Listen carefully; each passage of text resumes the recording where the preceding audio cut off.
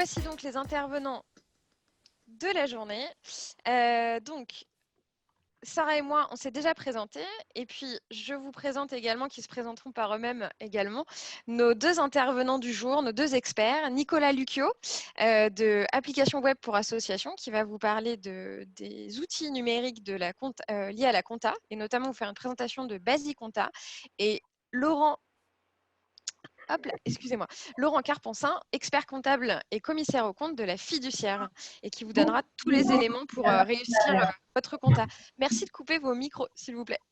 Celle qui l'a laissé ouvert, ou celui. On peut passer à la slide suivante, Sarah. Et du coup, dernier petit mot pour celles et ceux qui ne nous connaîtraient pas.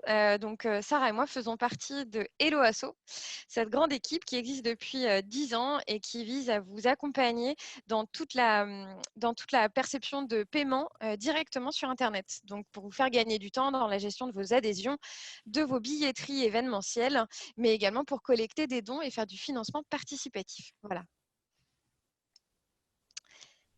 Et donc, du coup, pour la suite, les objectifs de ce jour, le programme Panache, j'aurai l'occasion peut-être de vous en reparler un petit peu par la suite, mais qui permet de vous accompagner pour toutes vos questions numériques. Et sur les objectifs de cet atelier, alors, on va reprendre ensemble les principes généraux autour de la comptabilité. Quand je dis ensemble, c'est plutôt Laurent qui va s'en charger. Voir quelles sont un peu les petites subtilités de la compta dans le contexte actuel, et puis connaître les bonnes pratiques et les outils de compta en ligne. Voilà. On va pouvoir passer à la suite et je vais laisser Laurent prendre la parole et te présenter si tu le souhaites. Bon, parfait. Bonjour à tous, enchanté. Et voilà, écoutez, ça va être assez dense. Donc moi, je me présente, je suis Laurent Carponcin. Moi, je suis expert comptable et commissaire aux comptes, associé à la compagnie fiduciaire. C'est un cabinet qui est né à Bordeaux il y a 40 ans. Et moi, je m'occupe plus particulièrement du cabinet qui se situe sur le bassin d'Arcachon.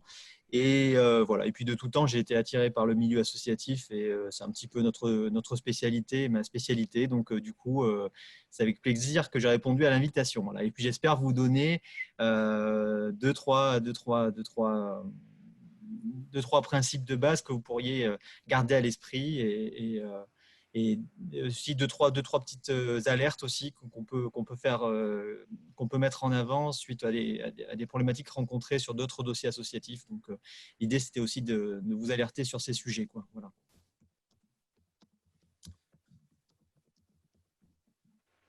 Alors, n'hésitez pas à me dire quand je dois passer les diapos.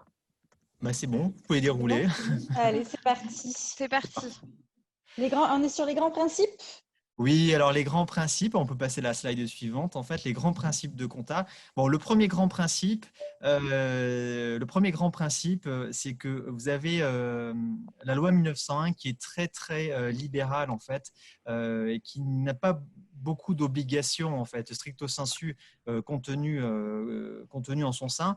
En gros, c'est vos statuts qui vont définir un petit peu les règles et les obligations euh, qui vont vous contraindre, notamment au niveau de la comptabilité. Et en fait, le premier grand sujet, c'est de dire qu'aujourd'hui, il n'y a pas forcément d'obligation de tenir des comptes au sens plan comptable général, au sens code de commerce, sauf dispositions spécifiques. D'accord ? Ce qui veut dire qu'aujourd'hui, si vos statuts ne prévoient pas l'obligation de tenir des comptes en respectant le code de commerce, si vous n'avez pas de dispositions autres législatives, réglementaires, conventionnelles ou contractuelles, c'est-à-dire si votre financeur, par exemple, la mairie qui vous octroie une subvention, le département, la région, si on ne vous impose pas en fait, l'obligation de tenir des comptes, je pourrais très bien en fait, simplement établir des comptes avec un recueil des recettes et des dépenses et faire état d'un point de trésorerie fin d'année en fait. Donc ça, c'est important. Alors, il peut y avoir des cas de figure où on rentrera dans ce dispositif, en fait, d'une tenue de compte qui soit très, très allégée. Et effectivement, majoritairement, on va se retrouver soit parce que les statuts vont le prévoir, soit parce que notre financeur va nous l'imposer, à tenir des comptes. Mais déjà, retenez en fait que, à la base, en fait, il n'y a pas d'obligation de tenir des comptes au sens plan comptable général. Code de commerce. Voilà, on peut passer à la slide suivante. Et c'est ce que je vous ai écrit, c'est ce que je vous ai écrit ici. Hein. Donc, c'est effectivement un simple état des recettes et dépenses peut suffire, sauf ensuite décision statutaire ou réglementaire. Dès lors que vous devez présenter des comptes annuels, le terme exact, c'est comptes annuels, hein, si on fait de la sémantique, parce que souvent on dit établir le bilan. En fait, le bilan, c'est un des 3 documents de base. Quand vous établissez des comptes annuels, vous avez 3 étapes, en fait, trois niveaux de lecture. Le compte de résultat, ça va être effectivement un résumé de ce qui s'est passé dans l'année. Donc, est-ce que je vais prendre en fait toutes mes recettes, toutes mes dépenses, et je vais faire ressortir un résultat net, d'accord, qui va me permettre de dire si je suis à l'équilibre ou légèrement déficitaire ou légèrement excédentaire. Le bilan, lui, c'est un document qui est différent. C'est comme un état patrimonial. En gros, à gauche, en fait, c'est comme s'il y avait 2 pages à 4. À gauche, je mets en fait tout ce que je possède, moi, association. Et à droite, je fais ressortir tout ce que je dois, moi, comme association. La page de gauche, c'est mon patrimoine, donc c'est mon actif. Et la page de droite, en fait, je vais y coucher toutes mes dettes. Et c'est mon état de dette, ce qu'on appelle le passif. Et le solde des deux me donnera une sorte d'actif net qu'on pourrait appeler fonds propres ou fonds de roulement. Et ça me permet en fait à l'instant T, à date de clôture, de connaître un petit peu ma situation patrimoniale. Et vous avez un 3e document qui est important, surtout en milieu associatif, c'est ce qu'on appelle les annexes au compte. C'est un document où vous allez retrouver des informations que vous n'avez pas pu avoir ni dans le compte de résultat, ni dans le bilan. D'accord ? Donc, c'est les infos complémentaires. Ça peut être, par exemple, le détail des mises à disposition de locaux. Ça peut être aussi le détail en fait, de la valorisation des heures de bénévolat. Donc, c'est l'ensemble d'infos complémentaires que vous n'avez pas trouvé dans les 2 premiers documents. Et si vous avez une lecture à la fois du compte de résultat, du bilan et de l'annexe, ça vous donne une lecture assez exhaustive de ce qu'on appelle les comptes annuels. Voilà. Donc, pour rappel, c'est le conseil d'administration. Donc, c'est une émanation. Le conseil d'administration, souvent, choisit un bureau. D'accord ? Donc, c'est le conseil d'administration qui a la responsabilité d'arrêter les comptes, d'accord, et qui les soumet en approbation à l'Assemblée générale. Donc, il y a 2 rôles distincts, le conseil d'administration qui arrête les comptes et l'Assemblée qui les approuve. Autre élément important aussi, vous n'avez pas l'obligation de solliciter un expert comptable. Hein. L'expert comptable, en fait, c'est un conseil, c'est quelqu'un que vous rémunérez pour vous accompagner pour établir vos comptes. Mais si vous avez la capacité de le faire par vous-même, il n'y a pas d'obligation de faire appel à un professionnel. Alors, des fois, ça peut être prévu, soit dans vos statuts, soit par votre financeur, mais s'il n'y a pas de disposition spécifique, ça relève de votre propre volonté association. Vous pouvez avoir un autre professionnel du chiffre, ce qu'on appelle le commissaire aux comptes. Alors, la casquette est un petit peu différente. C'est le même diplôme qui sanctionne les 2 métiers. Mais quand on est expert comptable, on est conseil de l'association. Donc, on est là pour l'accompagner, pour lui donner en fait des pistes de réflexion, des pistes d'amélioration. Alors que le commissaire aux comptes, lui, est désigné par le ministère de la Justice pour apporter une certification sur les comptes qui lui sont présentés. Et donc, il n'a pas du tout ce rôle de conseil, c'est plutôt un rôle de censeur. Donc, c'est plutôt quelqu'un qui va contrôler la véracité des informations qui sont transmises aux tiers, aux adhérents, bien sûr, et aux tiers. Donc, ce n'est pas la même casquette et ce n'est pas les mêmes métiers. C'est pour ça que, attention, méfiez-vous, c'est pas forcément… faites bien la différenciation entre les deux. Ce que je vous ai évoqué aussi, c'est que dans vos comptes annuels, souvent, vous allez avoir une comparaison entre l'exercice N et l'exercice précédent, l'exercice N-1. Mais moi, je trouve presque plus intéressant de comparer finalement le réalisé de l'année par rapport au budget. Parce que quand vous votez votre budget, le budget, par exemple, que je vais établir pour 2021, c'est un petit peu la colonne vertébrale de toutes les décisions qu'on imagine prendre en 2021. Ce qui sera intéressant, c'est en 2022, quand on aura arrêté les comptes 2021, d'expliquer ce en quoi on a des écarts et pourquoi finalement on a des écarts. D'accord ? Voilà, on peut continuer sur la diapo suivante. Est-ce qu'avant qu'on continue, je peux vous poser 2 petites questions de points de précision sur ce que vous venez de nous présenter. Alors du coup, un des participants demandait pourquoi l'AG et pourquoi c'est le CA qui a arrêté les comptes. Alors, les administrateurs, c'est eux qui portent la responsabilité de la gestion de l'association, d'accord ? Donc, c'est eux aujourd'hui qui ont qui portent la responsabilité de la gestion de l'association et qui portent la responsabilité de la retranscription de leur gestion dans les comptes administratifs, dans les comptes annuels, d'accord? Donc, Très c'est tout bien. simplement parce que le conseil d'administration, c'est l'organe de direction, tout simplement. Mhm. Et donc, Voilà. du coup, c'est pour ça qu'il rend des comptes à l'Assemblée générale, qui est l'ensemble des membres qu'il représente. Exactement, tout à fait. Et on le verra tout à l'heure, c'est un sujet important parce que lorsque l'on va être amené à voter les comptes, il y aura une notion qui est très importante, c'est la notion de quitus. Et on le verra tout à l'heure sur la gestion. Et ça, on va le voir tout à l'heure dans les slides qui suivent. Et alors, une dernière question très pointue. Est-ce que le commissaire aux comptes doit être une personne différente de l'expert comptable? Oui, alors tout à fait. Pourquoi? Parce qu'on ne peut pas être jugé parti. C'est-à-dire que si demain je vous accompagne, vous êtes une association et je vous accompagne, euh, je vais être partie prenante dans des choix qui vont être opérés au niveau des comptes et je ne vais pas pouvoir avoir l'indépendance nécessaire pour, je dirais, m'autocontrôler. Ce serait un peu schizophrène. Donc effectivement, il faut obligatoirement que ce soit quelqu'un de différent, bien sûr. Et d'ailleurs, même, il faudrait même que ce commissaire aux comptes ne soit pas membre de l'association par ailleurs et n'ait pas de lien avec des membres, notamment du conseil d'administration. Parce qu'effectivement, son jugement pourrait être tronqué, il pourrait se retrouver en porte-à-faux sur des prises de décision. Il doit être tout à fait neutre. Parce que quand il va certifier notamment les comptes, il va engager sa responsabilité juridique à plein, notamment pénale. Très bien, merci beaucoup. Et d'ailleurs, je remercie la participante qui, je n'avais pas vu, avait aussi répondu à cette question en parallèle. N'hésitez pas, merci Charlotte, et aux participants à vous-même compléter nos réponses sur le chat. Je complète très rapidement parce que je viens de recevoir des questions en privé, donc n'hésitez pas à les mettre en public surtout, les questions. J'ai 2 petites questions aussi. Ensuite, on continuera parce que je vois le temps tourner. Alors, la question, c'est de savoir si dans les statuts, on a mis une clause de présentation des comptes aux adhérents et que l'association n'a pas eu d'adhérents. Est-ce que c'est un problème? Et l'autre question, c'est sur l'obligation d'avoir un conseil d'administration ou pas. Alors, la première question, l'obligation de présenter les comptes une fois par an, on a cette obligation quand même de transparence financière. Donc, à la limite, si je n'ai pas d'adhérents, eh bien en fait, il y aura un PV de carence d'Assemblée générale, puisque en fait, l'Assemblée générale ne pourra pas se tenir faute d'adhérents. D'accord.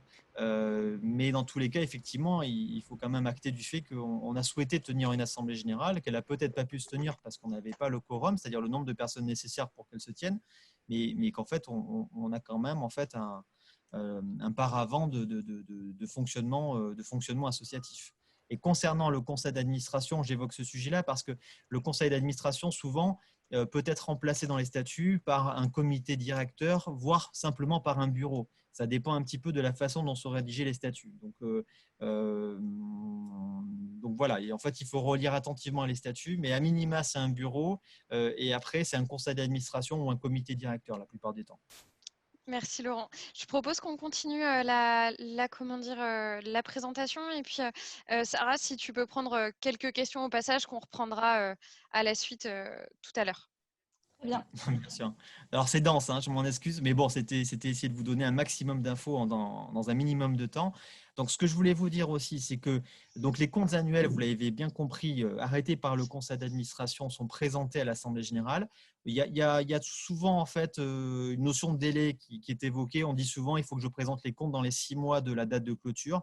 Alors pareil, c'est la liberté statutaire en fait. Il n'y a pas de notion de 6 mois. Les 6 mois sont souvent repris parce que c'est ce qui est imposé par le code de commerce pour les sociétés.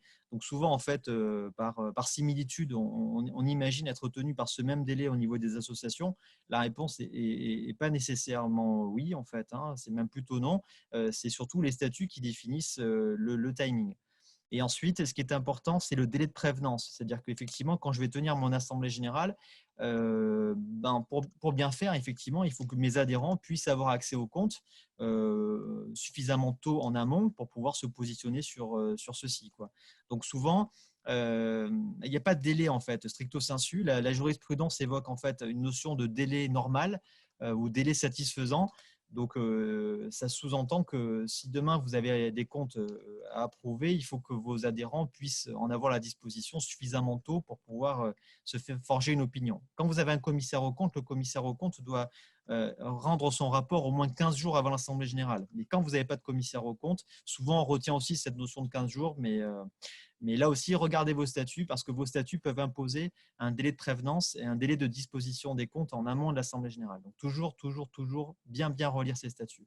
Et les 3 temps qu'on évoquait dans l'approbation des comptes, c'est j'approuve mon résultat. Voilà, on a fait un excédent de 1 000 € cette année, très bien, on est d'accord sur les comptes. On va se poser une question de l'affectation de ce résultat. Alors, ça peut être surprenant parce que dans une association, on ne peut pas se verser de dividendes. Donc, finalement, les 1 000 € d'excédent, on imagine bien qu'on ne va pas se les reverser. Mais le fait de décider en Assemblée générale de les affecter, on pourrait très bien s'obliger dans l'Assemblée générale à placer cet argent pour une action particulière. C'est-à-dire que je pourrais très bien dire, on a fait 1 000 € d'excédent cette année. En Assemblée générale, je vous propose d'affecter ces 800 € et de bloquer ces 800 € pour acheter du matériel sportif, par exemple. Et les 200 €, on les laisse en réserve libre. D'accord ? Donc, quelque part, une fois qu'on aura acté de cette décision en Assemblée générale, elle s'imposera à nous pour l'année suivante. Donc, l'affectation de résultats, ça peut avoir du sens quand on veut cibler sur des actions précises l'excédent de l'année. Et ensuite, le quitus, ça c'est un sujet qui est très important. Il faut faire voter le quitus, c'est-à-dire que je vais demander aux membres de l'Assemblée générale de voter sur l'aval, la caution, on va dire la caution morale en fait, sur les comptes qui leur sont présentés. Et à partir du moment où je vais avoir l'assentiment de l'Assemblée générale et donc le quitus donné par l'Assemblée générale, ça veut dire qu'on va éteindre une possible mise en responsabilité juridique du conseil d'administration. Ce qui veut dire que si je suis membre du conseil d'administration, que j'ai arrêté des comptes et qu'il y a un excédent de 1 000 € et que tout le monde approuve les comptes, vote les comptes et que le quitus est donné au conseil d'administration, ça veut dire qu'aucun adhérent ne pourra m'attaquer et me mettre en responsabilité sur des choix de gestion que j'ai opérés courant d'année. Ce qui ne veut pas dire que s'il y a des malversations, je ne suis pas attaquable. S'il y a des malversations, je serai attaquable, bien sûr. Mais sur des choix de gestion, si par exemple je suis un club de voile et que j'ai choisi d'acheter 15 bateaux, on ne pourra pas me remettre en cause sur l'achat des 15 bateaux. Parce que quelque part, c'est la retranscription de ce qui était dans les comptes. D'accord ? Donc, cette notion de quitus, c'est important. Et juste pour complément d'information, sur certaines associations qui ont un commissaire aux comptes et qui dépassent un certain nombre un certain montant de subventions, on est dans une transparence financière totale puisque l'ensemble des comptes sont déposés au journal officiel et sont consultables au journal officiel, ainsi que le rapport du commissaire aux comptes qui, lui, en fait, va certifier les comptes avec 3 possibilités qui s'offrent à lui. Il pourra ne pas certifier les comptes, il pourra certifier avec des réserves ou une certification totale. Voilà. On peut passer à la slide suivante, à moins que vous ayez des questions au fur et à mesure. Alors, est-ce que mon micro est ouvert? Oui, ton micro Oui. est ouvert, Sarah. Alors, il y a beaucoup de questions. Ce que je dis dans le chat, c'est que vu qu'il y a beaucoup de questions, toutes celles qui ont un trait spécifique à gouvernance, AG, CA, gestion des adhérents, on fait un webinaire dédié demain, donc on ne les prendra pas, on va se consacrer sur la compta. Et sur toutes les questions très spécifiques, je vous propose qu'on avance peut-être parce que je pense qu'il va y avoir des réponses au fur et à mesure. Bien sûr, bien sûr. Et Laurent, par ailleurs, n'hésite pas à la suite de ton intervention à aller faire un tour sur le chat pour répondre aux questions spécifiques également, si on n'aurait pas le temps de répondre à toutes. Très bien. Et Laura, vu que je peux pas, vu que je suis en partage d'écran, est-ce que tu peux mettre l'adresse d'atelier @eloasso dans le chat? Ouais, je vous ai envoyé la billetterie et je rajoute l'adresse.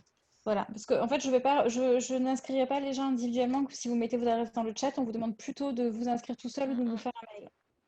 Voilà, merci beaucoup. Laurent, je vous laisse la parole. Bon, parfait. Après, c'était de vous faire un petit point sur des notions un peu techniques, mais qui ont des implications au niveau comptable. Bon, le premier sujet, en fait, il y a quelque chose de spécifique qu'on retrouve dans les associations, c'est la notion d'apport avec droit de reprise ou sans droit de reprise. C'est quelque chose qu'on n'a pas forcément ailleurs.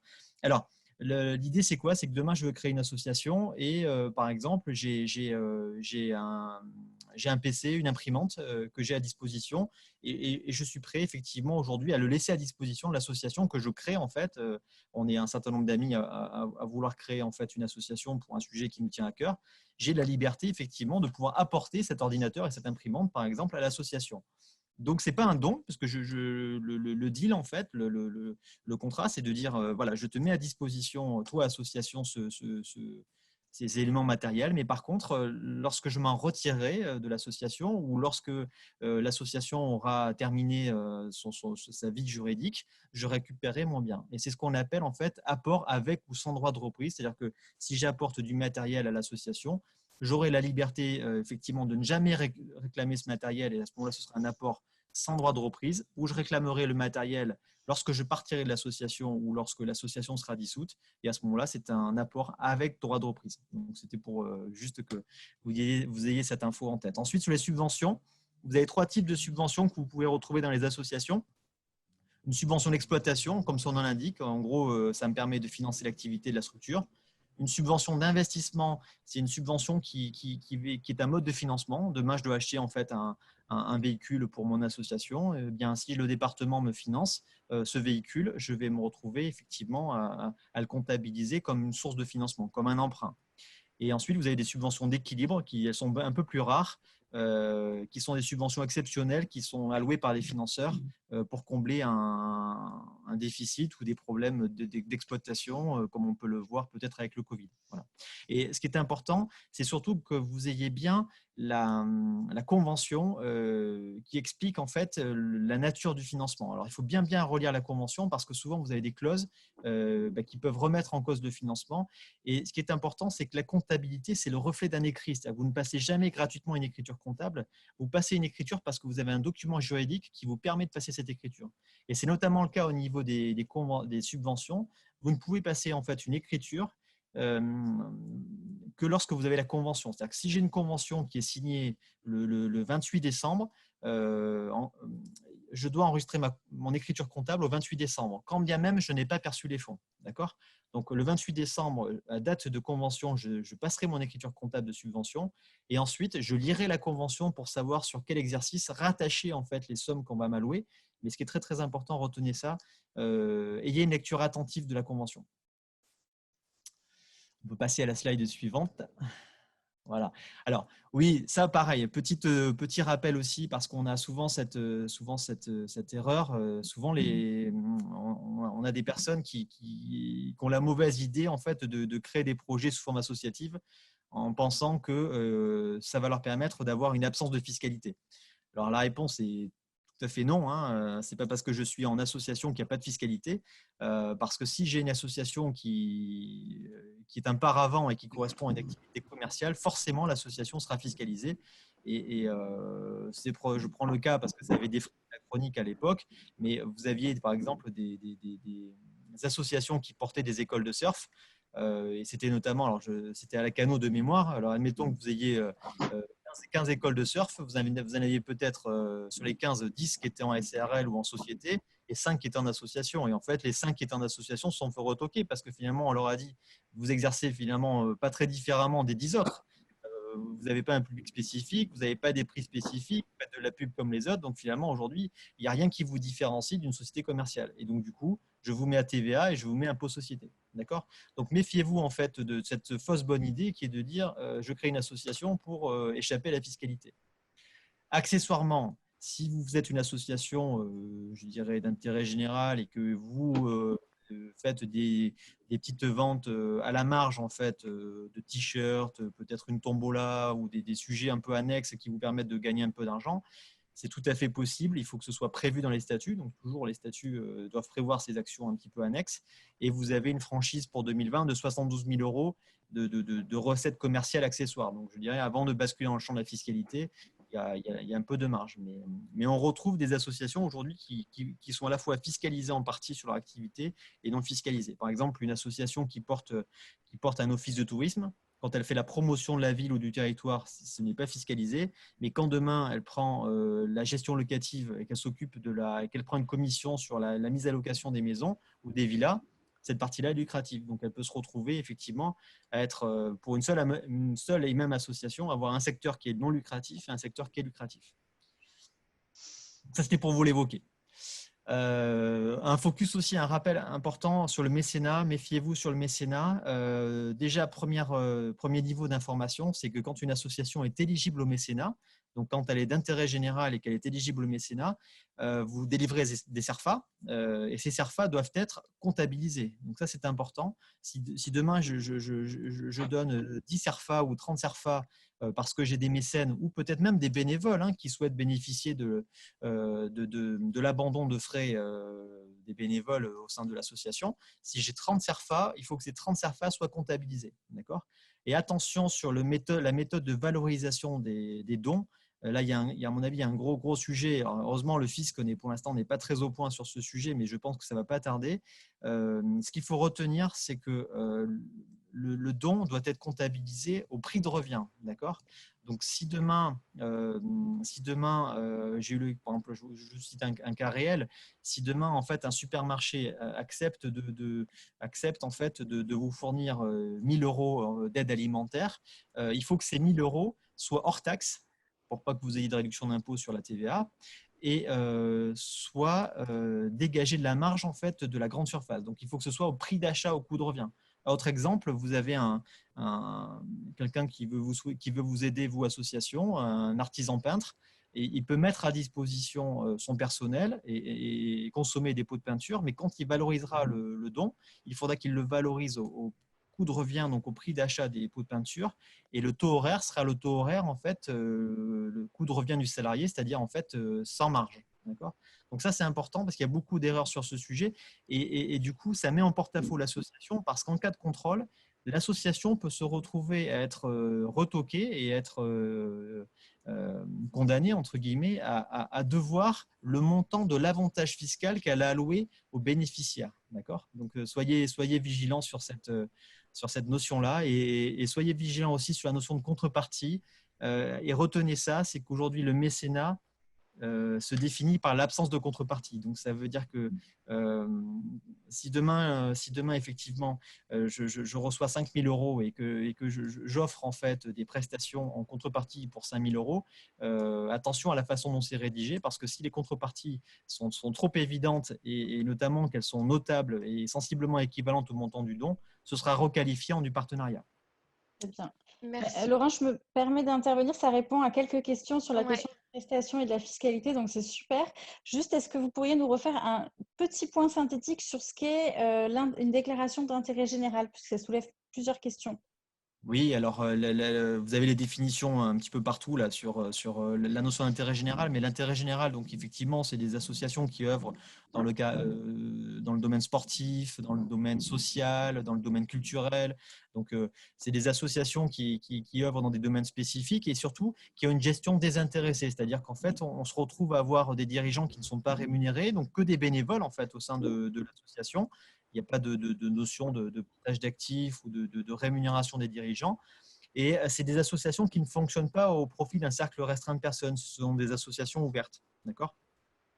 Alors, pareil, il faut être vigilant sur ces notions-là. Il y a eu beaucoup de contentieux au niveau fiscal parce qu'il faut savoir que le mécénat, ça coûte très, très cher à l'État. Et que du coup, pendant très longtemps, c'est un peu schizophrène. C'est-à-dire qu'ils souhaitaient développer le mécénat parce que ça permettait effectivement de baisser peut-être en fait les subventions ou de pallier en fait à la baisse des subventions. Mais de l'autre côté, ça a coûté cher aussi à l'État puisque chaque fois qu'on donne 100 €, on a une économie fiscale induite de 60 ou 66%, voire 75% suivant les cas. Donc du coup, sur la notion de cercle restreint, ils étaient vigilants à ce que l'association ne soit pas créée pour un nombre trop faible en fait de bénéficiaires. Et des fois, on a des faux amis. Il y avait eu un cas de jurisprudence, par exemple, c'était une association qui était de mémoire, c'était sur les familles en fait de naufragés en mer, d'accord, de marins pêcheurs naufragés en mer. Et l'association qu'on imaginait caritative et d'intérêt général avait été retoquée parce qu'on considérait qu'aujourd'hui, son cercle de bénéficiaires était trop restreint puisque ça ne pouvait profiter qu'aux familles qui avaient connu de marins pêcheurs qui avaient connu un décès. Et donc, on avait retoqué le caractère d'intérêt général en leur disant « vous êtes un cercle trop restreint de personnes ». Merci Oui, Laurent pour la précision. Je te laisse Laurent finir oui. les 2 dernières slides en 3 minutes si possible et comme ça Allez, on aura 2 minutes pour prendre des questions. Super, très bien. Donc là, on peut passer la slide suivante parce que je pense que c'est ce que j'ai à peu près. Hop là, c'est fait. Oui, alors oui, en fait, c'est la dernière slide, hein. Non, c'était juste pour faire un petit focus aujourd'hui. Bon, je pense que vous avez à peu près tous accès à l'information, mais soyez vigilants sur les dispositifs d'aide par rapport au Covid, à la crise sanitaire qu'on vit actuellement. Donc, je vous ai fait un petit recueil des principaux sites à aller consulter là, sur ceux qui sont implantés. Par exemple, en Gironde, il y a le département de la Gironde qui se mobilise. Donc, il y a des aides au niveau départemental, il y a des aides aussi au niveau régional. Vous avez le fonds de solidarité en fait, qui peut aller de 1 500 et 2 000 euros en fait si vous avez également un salarié. Alors, il y a des conditions, hein, je ne vous ai pas fait la liste de toutes les conditions, mais c'est des dispositifs que vous pouvez solliciter. Et puis ensuite, vous pouvez aussi solliciter ce qui marche bien, c'est les prêts garantis par l'État, donc des avances de trésorerie d'un an sans intérêt et qui vous permettrait en fait de passer cette période un petit peu délicate en trésorerie et de reporter le problème à 2021, charge en 2021, soit de rembourser l'avance qui vous a été faite, soit de le convertir sur un prêt remboursable entre 2 et 5 ans. Voilà. Merci beaucoup pour ces précisions. Et à ce stade-là de la compétition, je vois qu'en fait, forcément, on est sur un sujet qui amène beaucoup de questions très précises sur vos structures. En 1 heure, on n'aura pas le temps de répondre. En fait, ce n'est pas, c'est pas vraiment un atelier où on peut répondre de manière personnalisée à chaque conseil, à chaque cas que vous rencontrez. L'idée, c'est de vous donner une compréhension générale du sujet. Donc, c'est par nature très frustrant, mais on ne va pas pouvoir prendre toutes les questions très, très précises. On espère que ça va vous éclairer de manière générale et pouvoir vous permettre de vous rapprocher ensuite d'un comptable ou d'un expert comptable pour aller plus loin sur vos cas particuliers, qui Ouais, nécessitent de façon bien plus ça, claire c'est et des d'une points réponse d'accroche, des points pointue. d'attention. Bon, déjà, voilà, on a des points de repère. Voilà, Très exactement. bien. Merci beaucoup. Du coup, Sarah, est-ce que tu veux quand même faire ressortir une ou deux questions principales ou est-ce que Non, c'est bon? je pense qu'on est vraiment sur des Ok, questions qui sont très, très très bien. précises et très propres à vos activités. Donc, je propose qu'on avance. Ouais, ok, très bien. Eh bien, dans ces cas-là, je crois, Laurent, qu'il y avait une dernière slide sur la présentation de l'outil que vous mettez en place. Et puis ensuite, on va passer à Nicolas. Oui, non, c'était simplement pour dire que donc nous, on a effectivement développé une compétence sur ce secteur particulier qui est le secteur associatif, notamment aussi sur le secteur associatif, compta public, compta privé. Et après, on a développé des petits outils qui sont aussi sympathiques et simples d'utilisation pour tenir un petit peu sa compta en temps réel et savoir à peu près où est-ce que l'on en est, tant en comparaison par rapport à l'an passé qu'en comparaison budgétaire. Parce que je pense que ce qui est intéressant, en tout cas, moi, je me retrouve à la tête d'une association et c'est vrai que ce que j'aime bien, c'est savoir à peu près où je vais et je trouve que le budget et la comparaison budgétaire, c'est un élément qui est très, très important. Voilà. Donc voilà, c'était juste pour vous dire que ça existait et que effectivement, on le met en application de notre côté. Voilà. Très bien, merci Laurent. Merci beaucoup pour cette intervention. Je pense que ça aura été riche. Ça a fait naître plein de questions. Mais voilà, je te laisse peut-être si tu veux aller faire un tour sur Oui, le tout à chat. fait. Voilà, si tu veux répondre à quelques éléments. Et puis, je vais également mettre dans le chat quelques articles en complément sur la compta. Et comme je vous le disais, voilà, au début de la présentation, vous recevrez toutes les slides dans un mail qui vous sera envoyé à la suite de ce webinaire. Voilà, donc pas d'inquiétude, les slides sont très riches et donc du coup, vous aurez toutes les infos. Voilà. Nicolas, je te laisse prendre la parole et Sarah, si tu veux passer à la slide suivante. C'est parti. Bonjour, je vais me présenter rapidement. Nicolas Lucchio, je suis cofondateur d'une coopérative d'associations qui vise à apporter des services numériques au mouvement associatif et qui porte notamment le logiciel de comptabilité simplifiée basicompta.fr dont on parlera tout à l'heure. Donc maintenant, on va on va parler des outils de comptabilité en ligne. Donc Sarah, voilà. Merci. Et la première partie, quel intérêt alors, déjà, de quoi parle-t-on quand on parle d'outils en ligne, de logiciels de comptabilité? On sait que 48% des associations sont équipées d'un outil comptable. Alors, outil comptable, ça peut être à la fois un tableur Excel, mais ça peut aussi être un logiciel installé sur l'ordinateur ou bien un logiciel en ligne, c'est-à-dire sur Internet, qui ne nécessite pas de téléchargement, qui vous oblige seulement à avoir accès à Internet pour accéder à votre comptabilité. Et c'est sur ce point-là des logiciels en ligne que l'on va discuter aujourd'hui. C'est bon pour ça? Ouais. Allez. Quel intérêt d'adopter un outil de compta en ligne? Plusieurs intérêts, j'en ai recensé 4 principaux. Le premier sur cette slide, c'est la simplification de la fonction de trésorier. L'outil va apporter de l'automatisation en automatisant la saisie des pièces, les dépenses, les recettes ou les autres, via des formulaires qui généralement sont assez simples, qui vont permettre au trésorier de gagner du temps et donc d'éviter de s'épuiser sur sa tâche. En automatisant également l'intégration de ces pièces, recettes, dépenses au plan comptable associatif.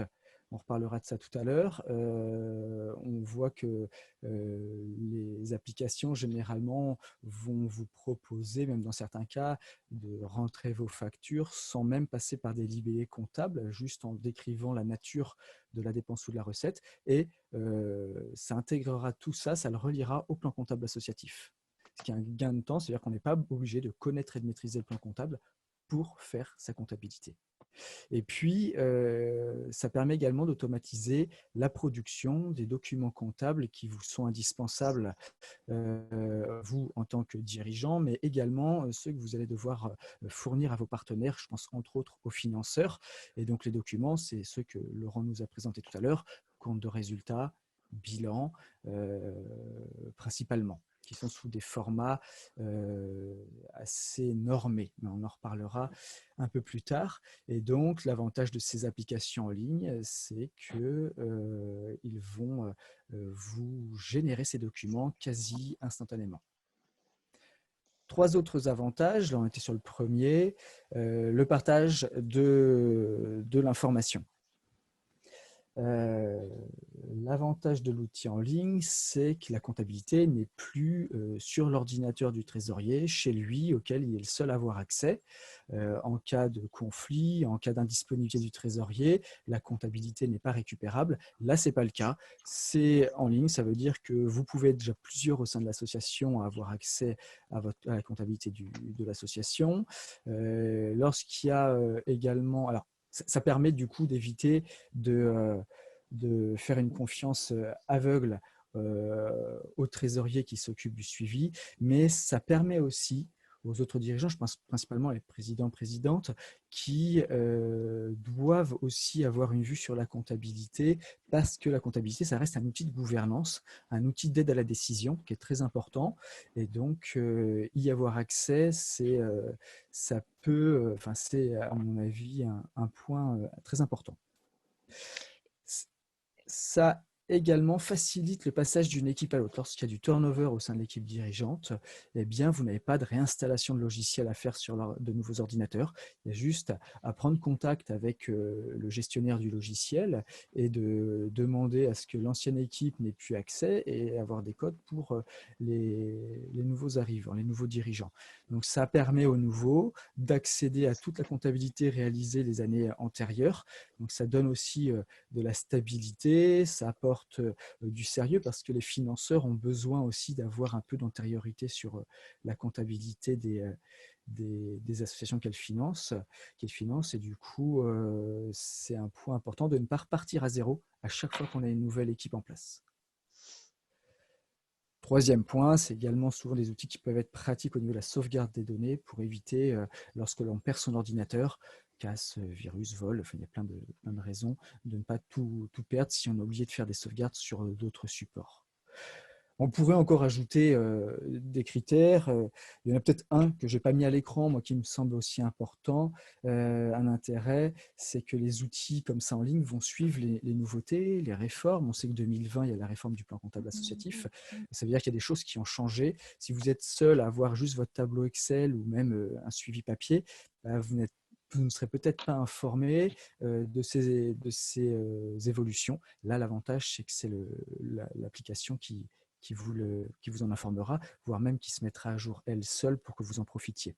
Donc, tout ça, ce sont derrière ces avantages-là, c'est vraiment, comment dire, c'est aussi un outil de structuration de votre association. Merci. Est-ce qu'il y a des questions à ce stade, Sarah, que tu souhaiterais faire remonter? Alors, excusez-moi, je vais vous avouer franchement que j'ai été happée par un problème hors ligne. Apparemment, il y a eu des soucis de connexion. Vous êtes chanceux d'avoir réussi à vous connecter. Oui, alors il y avait 2 questions. J'ai repris le fil. Il y avait, quand on passe sur du logiciel en ligne, est-ce qu'il y a quand même une possibilité de travailler hors ligne à certains moments si on a des coupures d'Internet? Et puis, beaucoup de réflexions sur mais comment s'y retrouver et choisir le bon outil. Peut-être que tu vas revenir sur ce sujet-là. Alors, comment choisir le bon outil? Oui, c'est la slide suivante, donc on va en parler dans une petite minute à peine. Est-il possible de travailler hors ligne lorsqu'on a des coupures? Je pense que ça, ce sont des fonctionnalités qui sont propres à chaque outil. Je ne peux pas répondre à ça. Certains, peut-être qu'ils le proposent, d'autres non. Donc ça peut être, là on va voir juste après comment bien choisir son critère. Si c'est un critère important pour vous, parce que vous avez une ligne Internet peu stable, et dans ce cas-là, je pense qu'il faudra l'intégrer dans vos critères que moi, je n'ai pas mis juste après. Donc, comment bien choisir son logiciel? S'il n'y a pas d'autres questions. Il y avait une dernière question qui est à Oui. partir de combien de pièces comptables tu penses que c'est intéressant de passer à la compta en ligne? C'est pas évident, c'est pas facile à répondre.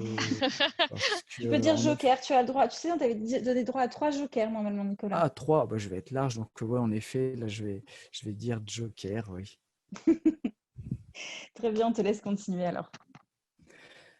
Alors, il y a une dizaine d'années, vous auriez voulu avoir un outil en ligne de comptabilité associative, vous n'auriez pas eu grand choix, donc cette rubrique-là n'aura pas eu un intérêt réel. Maintenant, les logiciels, il y en a beaucoup, ça fleurit, vous avez beaucoup de choix là, dans ces outils comptables. On s'est proposé de mettre en avant 6 critères principaux pour bien choisir. Alors, on pourra en ajouter d'autres, là encore. Ce sont ceux qui nous sont parus importants.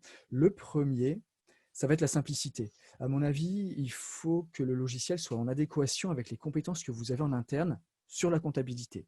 Ne pas chercher à utiliser un outil très pointu, mais sur lequel vous ne seriez pas à l'aise et que vous seriez un petit peu en peine pour l'utiliser. J'allais dire pleinement, c'est même pas pleinement, pour l'utiliser tout court, et il vaut mieux avoir un outil un peu plus simple sur lequel vous êtes sûr que ce que vous faites est bien fait et que vous arriviez à la fois à être rapide sur la saisie pour ne pas vous épuiser, mais également avoir les rendus comptables qui soient faciles à lire, à comprendre et à partager.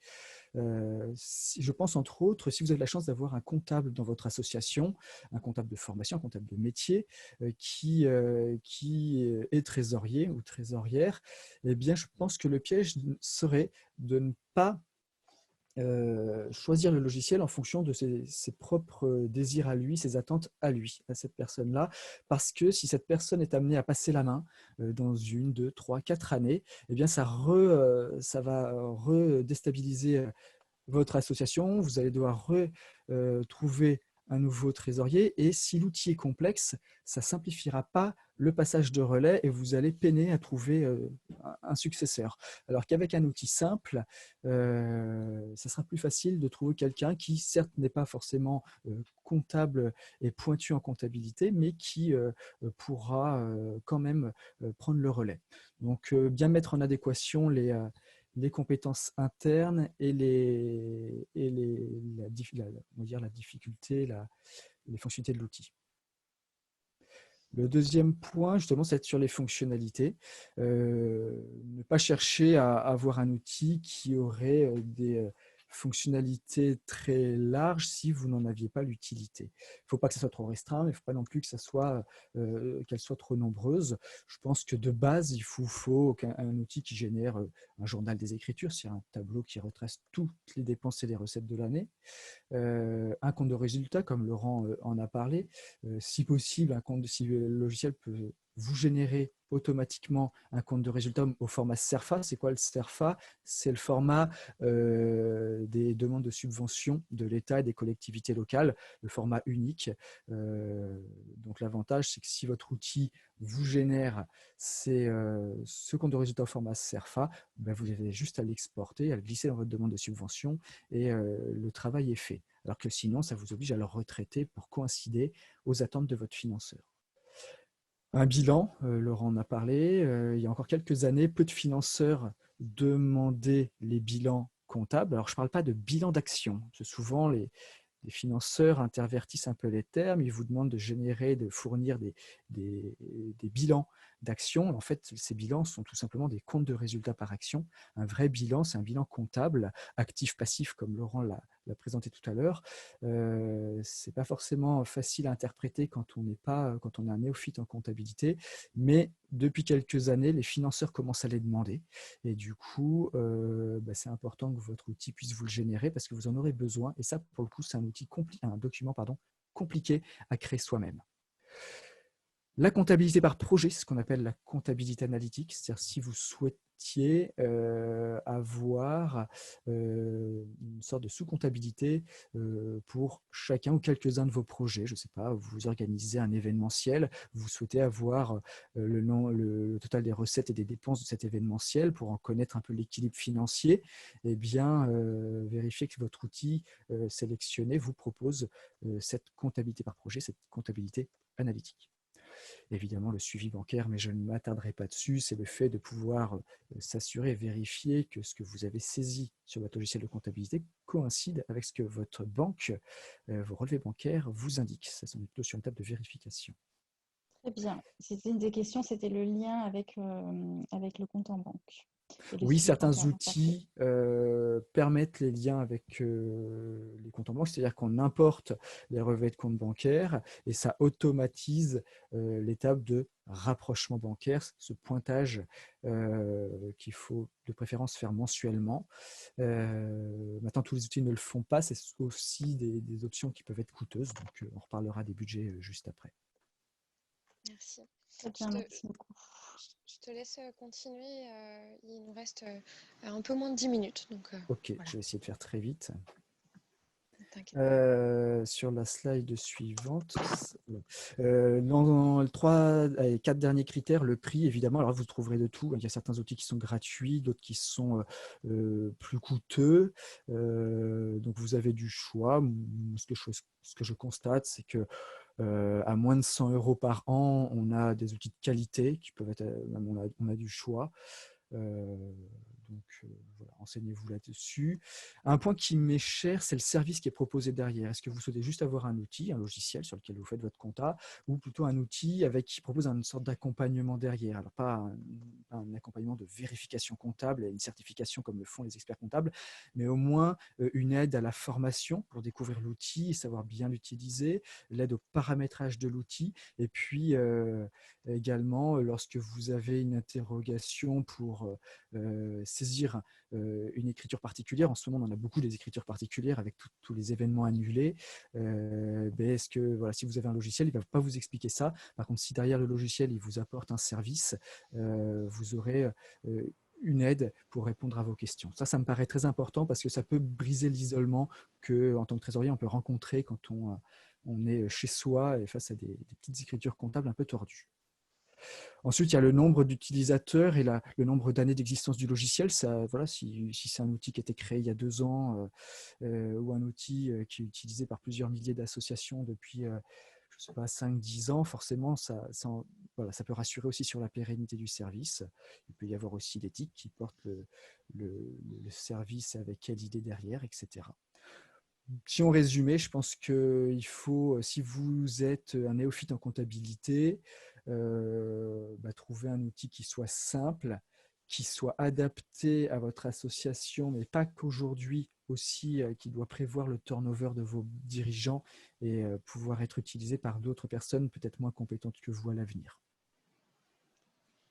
Voilà une petite synthèse. Je crois que sur la slide suivante, on a mis quelques exemples d'outils. Alors, il y en aurait bien plus. On en a mis 6.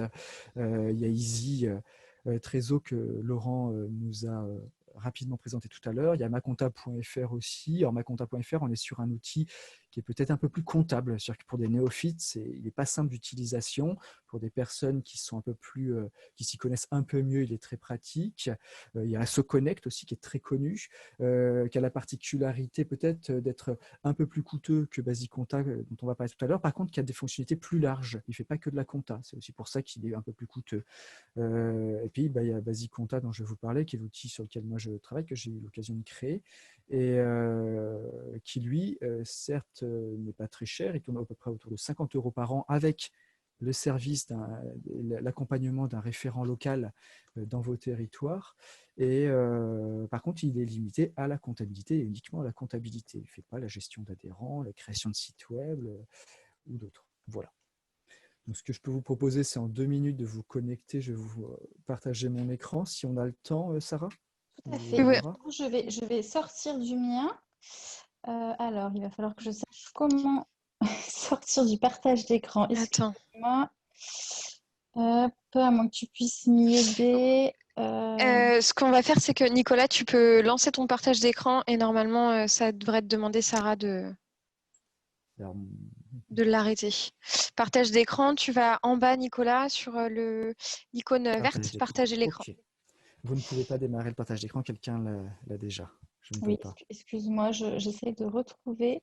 Et toi, Sarah, c'est en haut à droite, tu mets, je crois que c'est arrêter. Ah bah attends, je peux même t'arrêter toute seule. Ah bah non, c'est bon. Ok. C'est parfait. J'avais peur que ça arrête l'enregistrement. C'est bon, c'est fait. Est-ce que entre-temps, si tu veux, on peut récupérer quelques questions et les poser tout à la fin pour la compta en ligne. Et comme ça, Nicolas, tu peux faire une présentation rapide. Et puis, on prendra 5 minutes de rab. Je m'excuse d'avance, on va avoir 5 minutes de retard, mais comme ça permettra de répondre aux questions.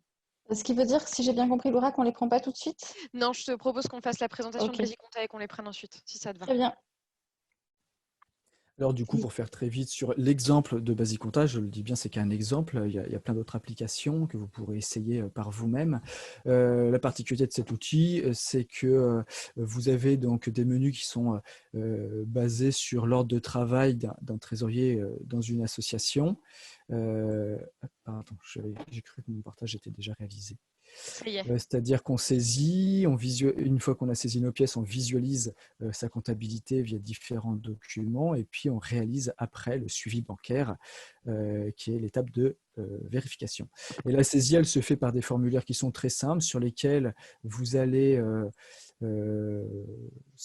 mettre la date de votre facture, choisir la nature de dépense. Nous, le choix qu'on a fait, c'est de cacher le plan comptable, de cacher les numéros de compte comptable pour ne mettre que des natures de dépenses de recettes, par exemple, je sais pas, des frais d'arbitrage, de l'assurance. Et derrière, vous pouvez mettre un commentaire, le montant de la pièce, le compte bancaire sur lequel elle va être débitée, et puis, si vous le souhaitez, dire pour quel projet, pour quelle action portée par l'association était cette dépense. Et derrière, à part de cette étape-là, une fois que vous avez validé, il va raccrocher la pièce au plan comptable et puis il va vous générer de multiples documents tout automatiquement que je vais vous montrer, mais avant ça, je vous brosse les différents formulaires pour rentrer sa compta. On a le formulaire de dépenses, de recettes, ça c'est basique. Les contributions volontaires en nature, Laurent en a parlé, ça va être le bénévolat, la mise à disposition de locaux par sa collectivité locale, les dons en matériel. Et puis, un formulaire tout neuf qui est lié à la réforme du plan comptable associatif de 2020, de ce début d'année, qui a fait changer la manière d'intégrer les abandons de frais des bénévoles. Un bénévole qui engagerait des frais pour l'activité de l'association et qui en ferait don à l'association, qui ne demande pas le remboursement. Les modalités d'intégration comptable ont changé récemment, donc l'outil a aussi évolué. Derrière, ça vous génère des journaux, des tableaux qui retracent les pièces de l'année, dépenses, recettes, contributions, etc. Et ça va vous générer également, et c'est là-dessus qu'on va s'arrêter, le compte de résultats avec les charges à gauche, les produits à droite. La particularité, c'est que tout a été incrémenté automatiquement. Vous n'avez rien à faire de plus qu'à le découvrir. Et puis, si vous avez besoin de connaître le détail d'une ligne pour savoir pourquoi on a 617 € d'assurance, eh bien, il faut cliquer sur le plus et il vous donnera le détail des pièces qu'il compose. ce qui permet d'avoir une lecture assez facile de sa comptabilité et de pouvoir exporter ce document-là et le glisser dans sa demande de subvention, vu que c'est le format officiel que demandent les financeurs publics. Et puis derrière, ça génère également les bilans simplifiés, etc. Et je pourrais vous en montrer bien plus, mais je ne veux pas vous faire prendre de retard, donc je vais m'arrêter là si ça vous va. Merci beaucoup. Merci. Merci. Est-ce que je peux prendre la main pour 2 petites questions? Vas-y, toute la main est à toi. Alors, très bien.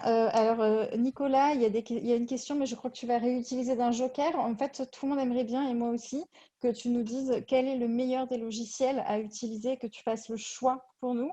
Et je pense que je connais déjà ta réponse. Tu nous as donné plein de critères de choix. L'idée, c'est à vous d'aller chercher. Oui, c'est pas facile parce que, par exemple, Basic Compta, c'est à mon avis très adapté pour des associations qui veulent faire uniquement la compta et sur des budgets qui seraient inférieurs à 200 000 €, même si on a des utilisateurs qui sont bien au-delà, plus du double, mais voilà, c'est le conseil que je donnerais. Macompta.fr, à mon avis, serait très intéressant pour des budgets supérieurs à 200 000, justement. Je ne connais pas Easy Trésor, donc je ne sais pas. AssoConnect, pour les associations qui chercheraient un logiciel très polyvalent, très large, sera très pratique. Voilà, donc il n'y a pas une solution idéale, ça dépend vraiment de ce que vous attendez. N'hésitez pas à contacter les plateformes pour en discuter avec ceux qui les gèrent et ils vous le diront ce qu'ils en pensent et sauf vous ferez votre propre idée et souvent ils vous proposeront de l'essayer aussi pendant quelques jours ou quelques semaines gratuitement. Donc pareil, on vous laissera aller regarder les prix des plateformes en question. On va peut-être pas faire un catalogue de prix maintenant. Laurent, si vous voulez ajouter quelque chose, allez-y. Bien, non, mais c'était intéressant, effectivement. Ce que j'ai bien aimé, c'est la présentation, c'est le côté didactique, en fait, le côté, en fait, comment dirais-je, où on n'a pas forcément besoin d'être comptable pour pouvoir au quotidien tenir sa compta. Voilà. Nous, on a un peu le même esprit, c'est-à-dire que sur Easy Trésor, ce sont des icônes, c'est-à-dire que vous allez rechercher en fait l'icône qui correspond à la typologie de dépenses et en fait c'est l'icône qui va générer l'écriture comptable. Donc ça veut dire qu'assez facilement vous allez pouvoir retrouver vos petits, sachant que les flux bancaires s'incrémentent automatiquement. Donc voilà, donc de plus en plus on va tendre vers ce genre de dispositif. Et après effectivement, ce qui est important dans les associations, c'est qu'on a souvent de la rotation, on a des trésoriers qui peuvent changer ou des membres du bureau, du conseil d'administration. Et ce qui est important, c'est d'arriver à garder en fait dans le temps les bonnes pratiques. Voilà. Et je pense que ce type de logiciel permet justement de ne pas avoir de déperdition. C'est ce que disait Nicolas tout à l'heure, ça c'est important. Et donc voilà, donc, ça a du sens. Merci Laurent. Est-ce qu'il y a d'autres... Oui, j'étais partie là-dessus. Il y avait aussi pas mal de questions, mais peut-être que je les remonte, mais sur est-ce qu'on peut faire des budgets prévisionnels avec vos solutions? Alors sur Basic Compta, sera développé en 2021. Nous, on a cette possibilité effectivement d'avoir le budget. Après, bien sûr, on aimerait, on aimerait beaucoup avoir une solution parfaite, gratuite et qui se connecte à toutes les autres solutions. Je crois que personne n'a de réponse parfaite à vous donner. Non, Helloasso ne se lancera pas dans la comptabilité en ligne. On est persuadé qu'il y a des très beaux partenaires. Ils sont 2 aujourd'hui à faire très bien ce métier-là. Ce qu'on fera, c'est qu'on essaiera de plus en plus de se connecter avec eux. Oui. Mais on laissera les partenaires qui font de la compta en ligne faire très très bien leur travail. C'est un vrai métier, c'est tout paiement. Et Oui, et puis de plus en plus, on va tendre vers la récupération de données informatiques. C'est-à-dire que je pense qu'à terme, en fait, la saisie va progressivement disparaître. Donc, on va récupérer des fichiers informatiques, on va incrémenter en base comptable. Mais voilà, ça sera plutôt en fait des manipulations et des récupérations informatiques. Voilà, et juste une dernière chose, Laura, après je laisse la main sur la question. J'ai revu que vous reposiez certaines questions qui étaient liées à la fiscalité, etc. On ne va pas les reprendre maintenant. Je vous laisserai à la fois regarder la slide, on a déjà évoqué des choses. Et vraiment, l'objet de ce webinaire n'était pas de vous donner du conseil précis sur vos associations propres. Là, je vous laisserai retourner vers un expert comptable ou du conseil autour de vous sur qu'est-ce qui fait qu'une asso est fiscalité, etc. On ne va pas vous donner des réponses au doigt mouillé imprécises en 3 secondes à la fin d'un atelier. Il y a trop d'enjeux pour vous. Oui, et puis c'est du cas par cas. Il y avait Merci. des centres de ressources, des CRIB, CRIB, des centres de ressources et d'information pour les bénévoles sur tous les départements. Il y en a plusieurs. Ils pourront déjà vous donner un premier niveau de renseignement et puis après, en effet, peut-être se réorienter vers des spécialistes. Merci. Avec la modération. Super, merci 1000 fois Sarah pour la modération, parce qu'en effet, c'était pas évident. Il y a eu beaucoup de questions très précises, mais bon, on se l'était dit avec Laurent et Nicolas que ça arriverait probablement. Vous avez peut-être vu dans le chat aussi, je vous ai mis régulièrement des ressources. Il en existe plein sur Internet pour pouvoir aller plus loin. Comme on vous le disait aussi, vous recevrez le support par mail. Donc voilà, déjà un grand merci à vous tous, un grand merci aux intervenants. Peut-être un petit mot de la fin, Laurent et Nicolas, en 5 secondes, si vous aviez quelque chose à partager. Je ne sais pas, Nicolas, je t'en prie. Merci. Non, mais je le disais, prenez le temps. C'est vrai qu'on est de manière forcée et contrainte, on a un peu de temps devant nous pour faire le point sur le fonctionnement de nos assos. Eh bien, n'hésitez pas à vous rapprocher des solutions pour les essayer. Essayez-les, faites-vous votre propre idée. Discutez-en aussi avec les associations avec lesquelles vous êtes habitués à travailler. Le bouche-à-oreille est assez intéressant. Voilà, c'est tout ce que je pourrais dire. Super, Bon courage merci. à tous. Merci. Donc moi, je voulais vous rassurer en fait sur ceux qui s'intéressent à la fiscalité. Bon, le grand principe, c'est quand même qu'on échappe à la fiscalité si on est une association. Et non, je voulais faire un focus sur les statuts. Je pense que les statuts sont souvent délaissés dans les associations. Entre guillemets, on considère que c'est un document qu'on a créé ou qu'on a généré à la création de l'association et puis qu'on met un petit peu de côté. Donc, je vous encourage en fait à bien les relire parce que les statuts, c'est vraiment les règles du jeu. Donc, c'est important que vous les ayez en tête et quitte à les amender, en fait, je pense qu'il ne faut pas hésiter en fait à les revoir régulièrement et à les faire caler avec la vérité du moment et les faire évoluer. C'est ça qui est important.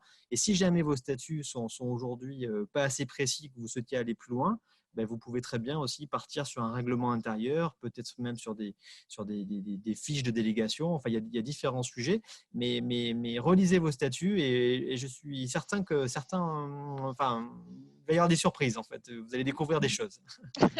Merci beaucoup Laurent pour cette transition vers l'atelier de demain où je l'ai dit plein de fois, demain nous travaillons sur l'aspect légal de votre vie associative et nous allons pouvoir parler statut CA, AG en ligne en situation de confinement. Très Donc, bien, la n'hésitez pas transition à est toute revenir trouvée. demain. Merci, on n'avait pas répété pourtant. Oui, c'est clair. C'est parfait. Merci, je propose que ce soit ton mot de la fin, du coup, Sarah, l'invitation pour demain. Tout à fait. Et puis, écoutez, merci beaucoup. N'hésitez pas à suivre l'actu des prochains webinaires Hello Asso. Merci pour toutes vos questions et j'espère qu'on a pu répondre, en tout cas, à une partie d'entre elles. Très bel après-midi à tous et à toutes et à très bientôt. Bon courage, à bientôt. Oui, Au on peut revoir. encore s'inscrire pour demain, bien sûr. Oui, Jusqu'à demain midi. Et il y Au a revoir, Laurent. Au revoir Nicolas. Au revoir à tous. Au revoir à tous. Merci. Au revoir. Au Au revoir et revoir. merci. Merci Au bien. revoir. Au revoir. Oui, on peut rallumer les caméras pour se dire au revoir. Merci, au revoir. Au revoir. Au revoir. Et je pense qu'on peut être ravis d'avoir créé autant de frustrations. Ça veut dire que le sujet a son intérêt, que vous allez pouvoir creuser maintenant, les amis. Donc, bonne recherche dans le monde merveilleux de la comptabilité. Merci beaucoup. Merci. N'hésitez pas effectivement à être accompagné, à vous rapprocher de vos cribs. Ne souffrez pas trop tout seul. D'accord. Merci beaucoup. Au revoir. Au revoir. C'est terrible, hein? Merci. Au revoir. Au revoir. Au revoir, merci. Très bel après-midi. À N'oubliez très, pas très les bientôt. consignes. On se lave les mains. On respecte les consignes. Attention à Au vous. revoir. Merci Hello Asso. Merci à vous d'être là. Merci à vous d'être là. Au revoir. Au revoir. Je vais couper la réunion. On va tous être déconnectés dans 30 secondes. Donc, très bel après-midi à vous et puis à très bientôt. N'hésitez pas à vous inscrire aux autres webinaires. Au revoir à tous. Au revoir. Au revoir.